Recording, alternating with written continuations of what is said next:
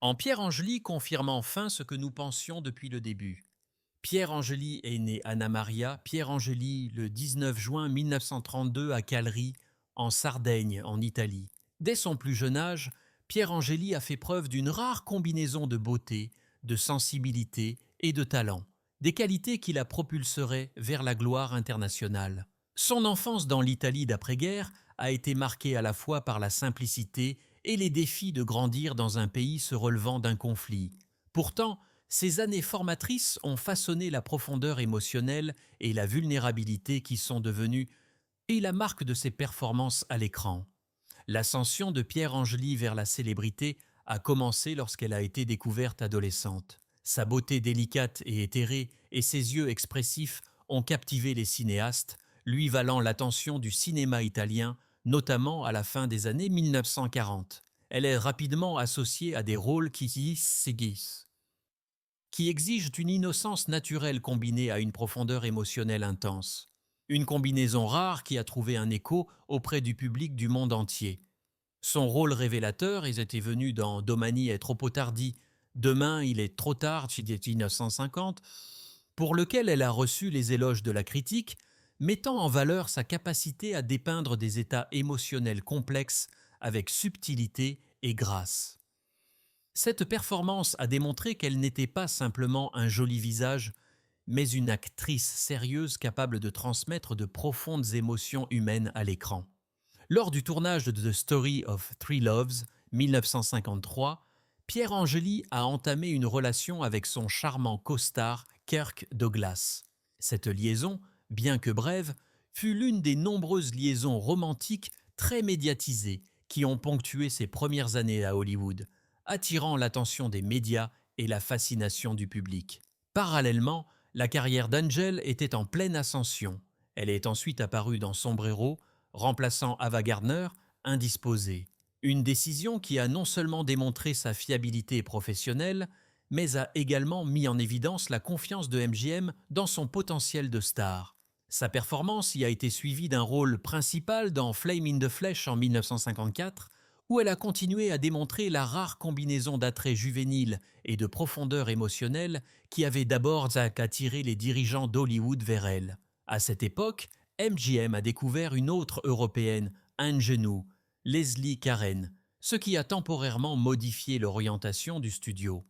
En conséquence, Angely a été prêtée à d'autres studios, une pratique courante dans le système de studio des années 1950 qui limitait et élargissait les opportunités d'un acteur. Elle est allée chez Warner Brothers pour apparaître dans The Silver Chalice en 1954. Une production importante non seulement pour elle, mais aussi parce qu'elle a marqué les débuts au cinéma du légendaire Paul Newman. L'implication d'Angely dans un projet aussi prestigieux a contribué à consolider sa position de jeune star européenne recherchée à Hollywood. La même année, elle a mis en valeur sa polyvalence linguistique et artistique en jouant dans la comédie musicale en langue française Oh no mamel mamezelle ni touche, aux côtés du célèbre acteur français Fernandel. Ce film a souligné sa capacité à relier les cultures et les langues, la positionnant comme une actrice européenne capable de naviguer avec succès dans le cinéma américain et continental, pour Paramount Pictures. Angely a été envisagée pour le rôle de la fille d'Anna Magnani dans The Rose Tattoo en 1955, un témoignage de la reconnaissance par le studio de son talent dramatique et de sa présence de star. Cependant, le rôle est finalement revenu à Marisa Pavan, la sœur jumelle d'Angely, créant un point d'intersection personnel et professionnel entre les carrières des deux sœurs. MGM l'a ensuite prêté à Columbia Pictures pour Porter Freak en 1956, un film qui lui a permis de démontrer une autre dimension de son talent artistique, sa vraie voix de chanteuse. Ce projet a mis en évidence sa polyvalence en tant qu'artiste, capable de combiner jeu d'acteur et musique, élargissant la gamme de rôles qu'elle pouvait interpréter de manière convaincante. De retour à MGM, Angely est apparue dans Somebody Up There Likes Me, 1956, jouant le rôle de la femme souffrante du personnage de Paul Newman. Ce film avait une résonance personnelle poignante, car l'ancien amant d'Angely, le légendaire James Dean, avait été pressenti pour le rôle principal avant sa mort tragique. Newman, se souvenant d'Angeli des années plus tard, l'a louée à profusion, la plus belle actrice italienne du siècle. C'était une femme extrêmement complexe et douée. Il était si malheureux que les rôles qu'on lui demandait de jouer exigeaient rarement ce que je sais qu'elle avait à offrir. Sa déclaration a non seulement confirmé son talent extraordinaire, mais a également déploré la sous-utilisation fréquente de ses compétences par Hollywood. Angeli a poursuivi son parcours chez MGM avec The Vintage, 1947, et a conclu son contrat avec le studio en jouant aux côtés du virtuose comique Danny Kaye dans Mary Andrew, 1958. La puissance de star et les ambitions personnelles d'Angeli ont croisé Green Mansions, 1959, où elle a été considérée pour le rôle convoité de Rema, un personnage qu'elle rêvait depuis longtemps d'incarner. Bien qu'elle n'ait finalement pas joué Rema à l'écran, elle a incarné le personnage pour un reportage photo dans le numéro de juillet 1964 du magazine Life, capturé par le célèbre photographe Thanassis Alan Grant, renforçant son statut d'icône culturelle au-delà du cinéma. Adesotti et ses talents scènes et musicaux ont également été mis en lumière en 1959 lorsqu'elle a sorti l'album Italia con Pier Angeli, chantant en anglais et en italien. Les critiques ont noté sa voix chaleureuse et étonnamment riche, soulignant un côté artistique souvent éclipsé par sa carrière d'actrice. Son travail de mannequin s'est poursuivi jusque dans les années 1960, soulignant son attrait durable dans les arts visuels et du spectacle. Au cours des années 1960 et jusqu'en 1970, Angeli s'est installée en Grande-Bretagne et en Europe continentale, souvent créditée sous son nom de naissance Anna Maria Pierangeli, reflétant un désir de renouer avec ses racines européennes. Elle a joué dans des films en français, italien et anglais tout au long de cette période, prouvant qu'elle était une actrice internationale capable de franchir les frontières de manière transparente. Sa performance dans The Angry Silence en 1960, aux côtés de son ami proche Richard Attenborough, lui a valu une nomination pour la meilleure actrice étrangère aux BAFTA Awards, signalant la reconnaissance critique de ses compétences dramatiques. Angeli a retrouvé Stuart Granger pour Sodome et Gomorrhe en 1963, incarnant la figure biblique de la femme de Lot, un rôle exigeant à la fois une profondeur émotionnelle et une présence à l'échelle épique. Elle est également apparue dans l'épopée de guerre La bataille des Ardennes, 1965, et a travaillé en Israël sur Every Bastard a King, 1968, qui a dramatisé les événements de la guerre des 6 jours arabo-israélienne, cimentant davantage sa polyvalence et sa réputation internationale. La carrière de Pierre Angel a été tragiquement interrompue alors qu'elle était sérieusement envisagée pour un rôle dans Le Parrain de Francis Ford Coppola en 1972, un projet qui aurait marqué un autre point culminant de son héritage cinématographique. Malheureusement, elle est décédée avant que le tournage ne puisse commencer, laissant derrière elle une œuvre qui continue d'inspirer l'admiration pour son talent, sa beauté et sa rare capacité à mélanger la sensibilité européenne classique avec le glamour hollywoodien. Sa vie et sa carrière restent emblématiques à la fois des possibilités et des limites auxquelles sont confrontées les actrices étrangères dans le cinéma du milieu du XXe siècle, un témoignage de son influence durable dans l'histoire du cinéma. La vie personnelle de Pierre Angeli, en particulier ses mariages, a été autant sous les yeux du public que sa carrière, reflétant à la fois le glamour et les turbulences qui accompagnaient souvent les stars hollywoodiennes de son époque. Son premier mariage a été avec Vic Damone, un célèbre chanteur et acteur américain réputé pour sa voix de baryton douce et ses ballades romantiques qui ont captivé le public dans les années 1940 et 1950. Les deux se sont mariés en 1954 au sommet de leurs carrières respectives, et leur union a été largement couverte par la presse, symbolisant la rencontre de deux talents d'origine italienne qui avaient accédé à la renommée internationale. Alors que leur relation semblait initialement idyllique, alimentée par une admiration mutuelle, des racines culturelles partagées et l'excitation de la gloire hollywoodienne, elle a finalement été confrontée aux défis communs au mariage de célébrités de l'époque.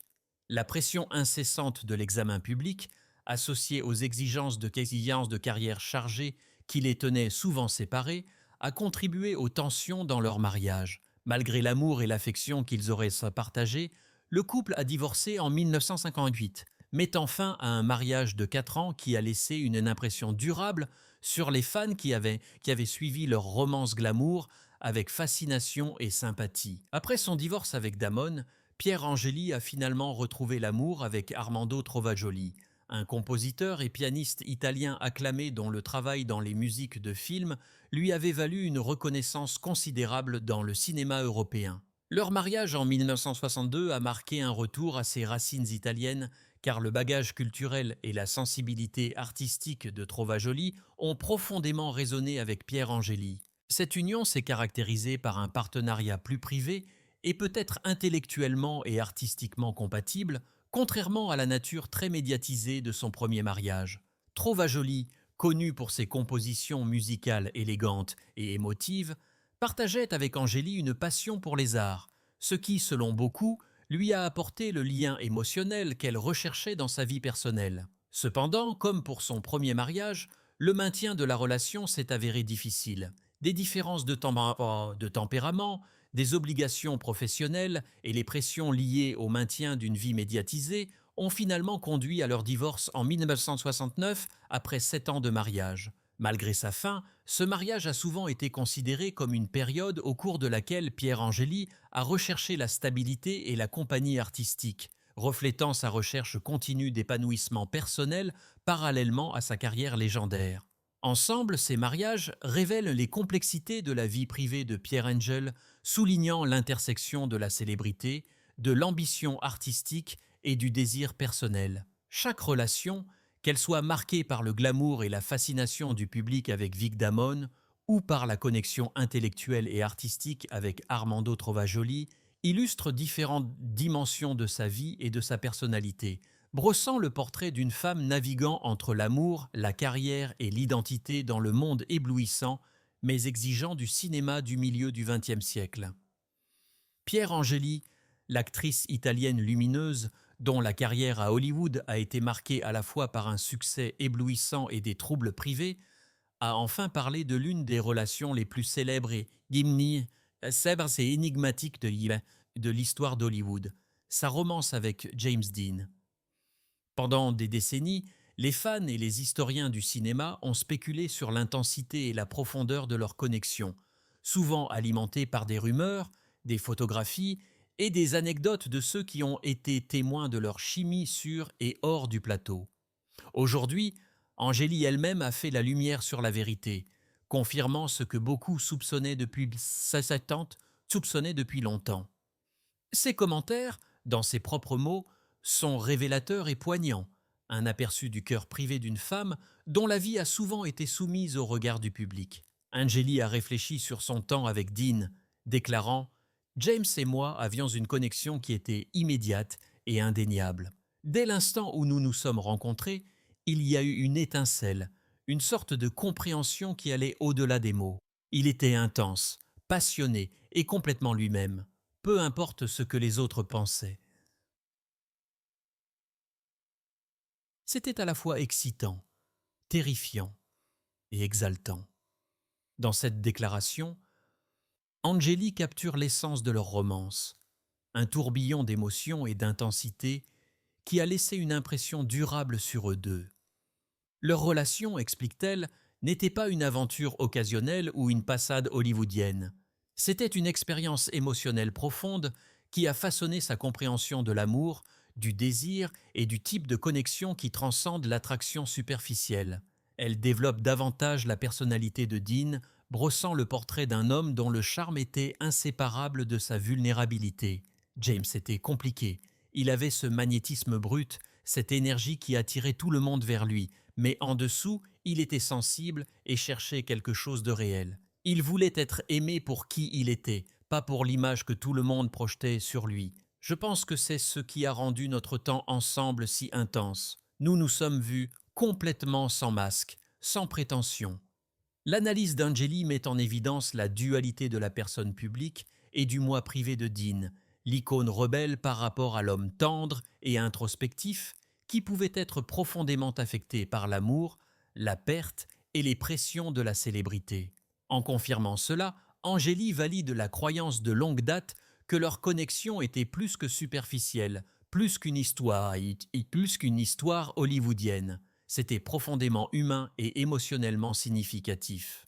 Angélie aborde également l'aspect tragique de leur histoire, réfléchissant à la mort prématurée de Dean et à son impact durable sur elle. Quand James est mort, j'ai eu l'impression qu'un morceau de ma propre vie était brisé. Nous avions tellement partagé et j'avais entrevu un avenir qui n'était pas censé être. Même si notre temps ensemble a été bref, il a laissé une marque permanente sur moi. Je le porte toujours avec moi. L'intensité, la passion, l'excitation et le chagrin. Ces mots traduisent un sentiment de perte, à la fois personnel et universel, rappelant aux fans que derrière les gros titres glamour et la légende cinématographique, il y avait de vraies émotions, un vrai chagrin d'amour et une profonde expérience humaine. Enfin, Angélie explique pourquoi elle a choisi de parler de leur relation maintenant, après tant d'années de silence.